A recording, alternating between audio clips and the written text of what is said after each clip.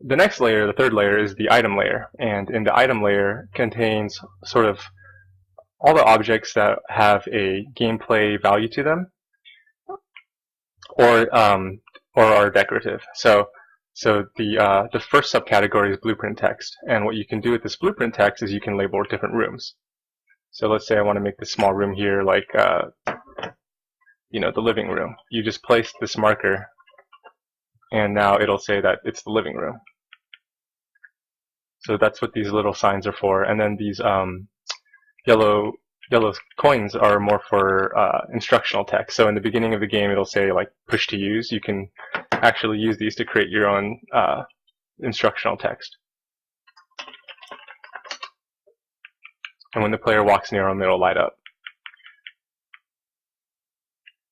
These markers are on a per floor basis. So when you go to, if I were to try to edit the second floor, for example, it'll reset.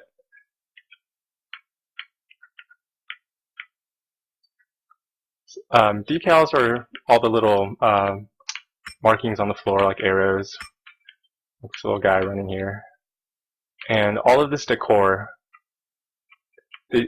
Typically with decor, the player won't collide with them. So if I place like a blood puddle on the ground, or poker chips, like I would put on a table, or flowers, if the player can run over these, they don't block line of sight, and they don't interact with the player.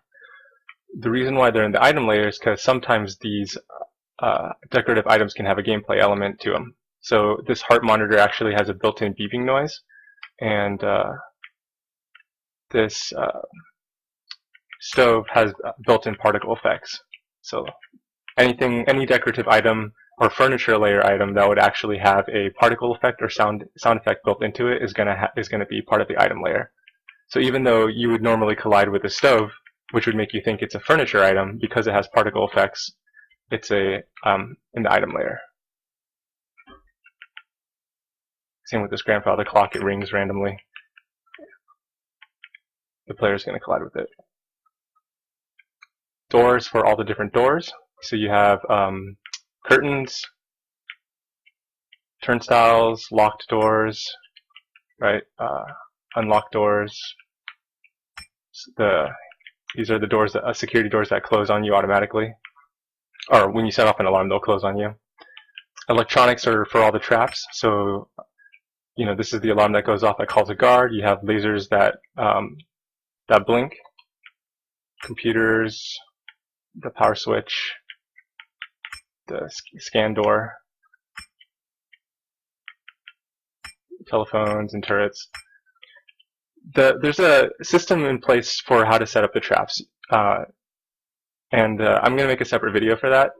But long story short, traps are broken down into triggers and sort of the consequence of setting off a trigger. So when you use a scan door, it sets off an alarm, right? You can make it so it sets off 1 alarm, 2 alarms, or has a turret that shoots you, or you can make it so that 5 lasers activate only 1 alarm. There's a network system that's in place that will allow you to make elaborate traps. Foliage is for bushes and trees. These are all the different lights, like the table light and the wall lights. Pickup items are, things that the player can interact with. So the gear bags, cash stacks, disguises,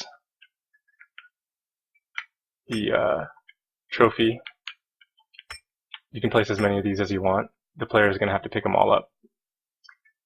Safes, registers, and manual coins. So while coins are randomly generated, and I'll show you how to create randomly generated coins, you can also manually place coins.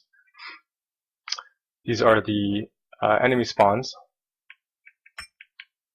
So you can spawn enemies however you like, rotate them, make them face somewhere.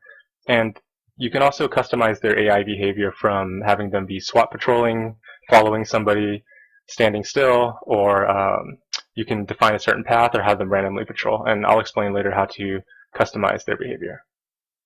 You have the player spawners.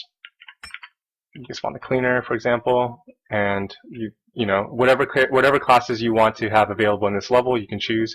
So if I don't want to have the locksmith available for this custom mission, I just don't place a spawner. Likewise, you can the player is going to spawn wherever the marker is. So if you want to do something interesting like have the locksmith spawn in the top left corner and the lookout spawn in the bottom right corner, that's possible. These are all your staircases, including vents. You have your up staircases and your down staircases. These are the cars, which will allow you to have an escape vehicle. Every mission needs to have an escape vehicle, or else there's not going to be a way to leave the level. And your windows.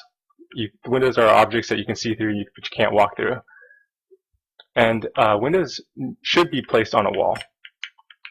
The game's not going to break if you make a floating window, but ideally you should have a window being placed on top of a wall.